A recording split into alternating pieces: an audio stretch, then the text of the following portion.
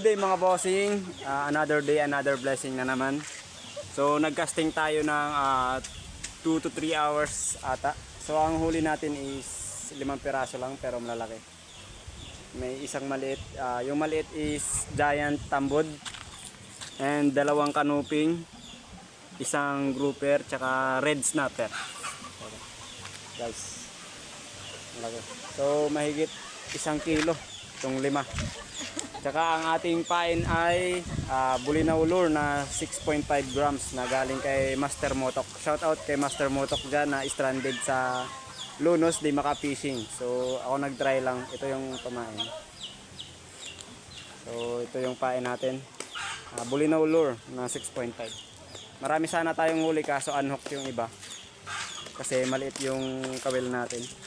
So buhay-buhay pa itong red snapper, buhay pa. Tsaka malaki yung mga mahigit kalahating kilo yung ating kanuping na isa. And ayun, thank you Lord sa blessing and God bless you all. Bye bye.